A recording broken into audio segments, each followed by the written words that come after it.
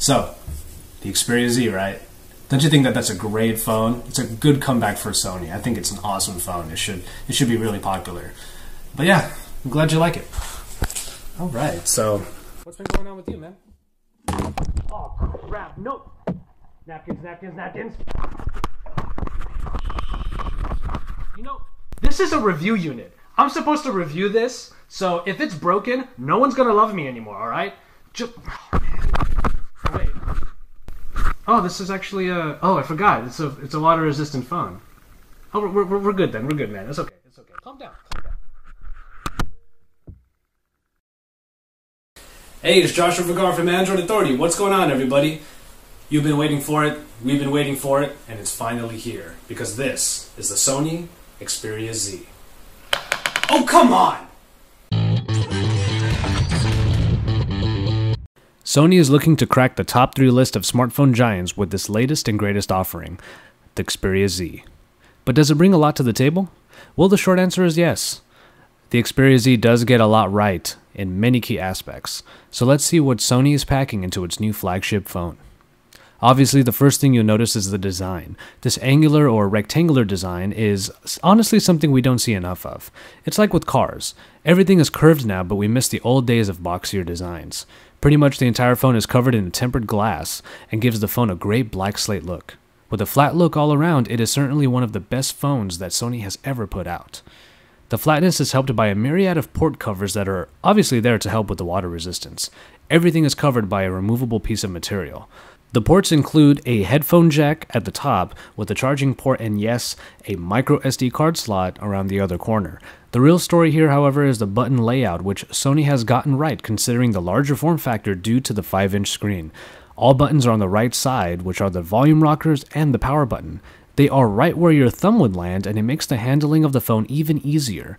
That silver power button is also a great focal point that adds to the phone's already great look. That rectangular feel, believe it or not, actually helps with the handling of the phone. It's easy to grip the flat sides of the phone and it never felt uncomfortable. Well, with the 5-inch screen, you will have to perform some hand gymnastics, but at least the button layout helps. One thing you should know though, the glass coverings are incredibly fingerprint prone.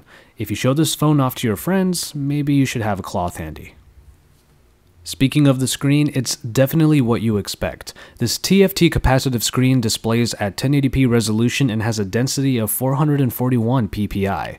Those are pretty much what you would want from a screen gracing what is supposed to be a top-tier device.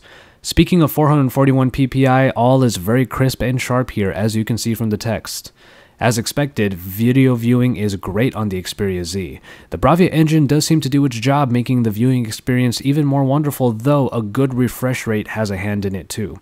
If you've ever seen a Bravia television's incredibly smooth motion due to that refresh rate, you get a taste of it here. Unfortunately, despite the fun you'll have on this display, I do have to nitpick on the color rendering. Colors lack a vibrancy, then they actually look quite washed out. It gets a little bit worse when you get outside in broad daylight. You will need the phone at the highest possible level to make it comfortably viewable outside, and the viewing angles actually don't help. Things get further washed out when angled, and you'll get the best out of the screen only when you view it dead on.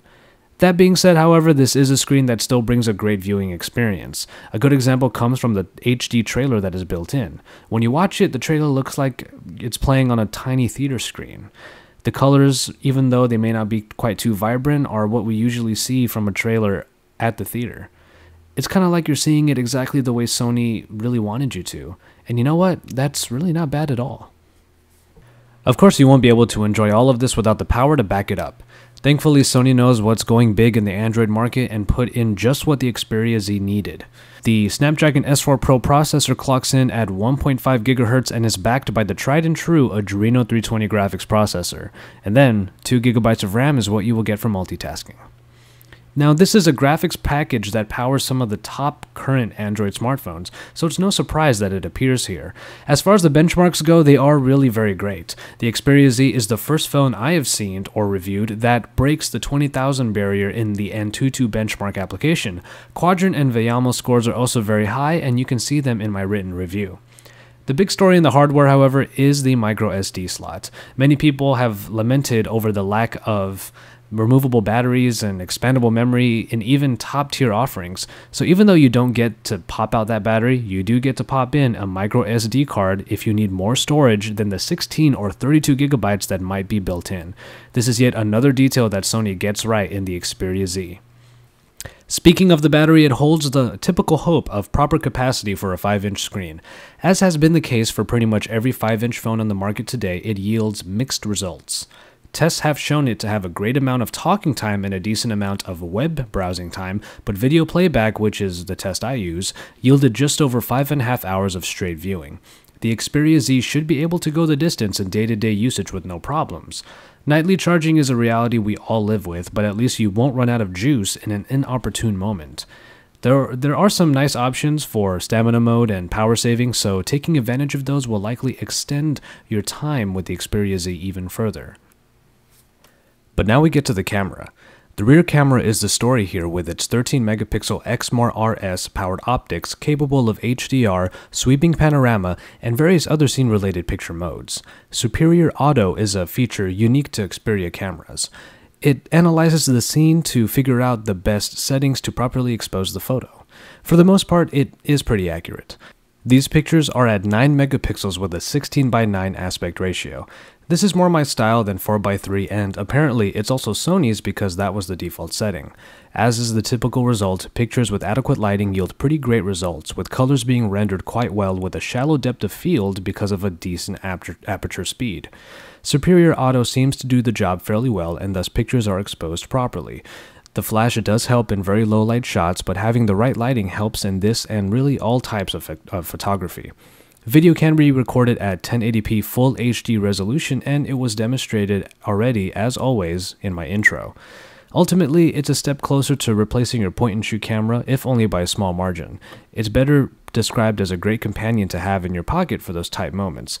Luckily, you'll probably get some pretty great shots in the nick of time. And lastly, we look at the software. The first things you notice are the black and gray tones that Sony seems to employ often in their designs. The general layout is reminiscent of Android ice cream sandwich with these darker tones and white or neon blue hues. And that kind of imitation isn't really a bad thing because this interface thus has a minimalistic beauty to it. This is, however, Jelly Bean 4.1, which is still behind in the OS game, but the Xperia Z deserves credit for being somewhat up to date. You get Google Now here coupled with some of Sony's own tweaks like a power widget in the notification dropdown and a unique launcher customizer. You even get to remove or add more home screens, which to me is a welcome addition. Sony-designed applications do make appearances here, like the Gallery, which is called Album, and the Walkman app. Perhaps the most notable, though, are the Small apps, which are accessible in the Recent Apps screen. From there, you can select from an expandable list of small apps that run as an overlay over whatever you already have running. It's a nice way to get even more multitasking done. All in all, the Xperia Z, whether it knows it or not, manages to give you the best of multiple worlds by including Jelly Bean features in a more ICS style with Sony's own apps built in. It does just enough to be different while bringing what people love about stock Android along, and that deserves quite a bit of credit. And so, there you have it. Sony's new flagship phone really does get a lot of things right, with its great design, wonderful specifications, a more than decent camera, and accessible software. The water resistance might not be something that you will use all the time, but it is a great party trick and is sure to impress your friends. Coming in at almost $800 unlocked, however, you are paying a real premium for one of the most anticipated phones of 2013. This phone is definitely coming to the States, but we don't currently know for what carriers or in what different ways, if any, it will come in. Nonetheless, this is certainly Sony's coming out party, and if ours and plenty of others' experiences are any indication, the company definitely now deserves to be among the best in the cell phone and smartphone market. For all of the upcoming Xperia Z news and features, stay tuned to AndroidAuthority.com, your source for all things Android.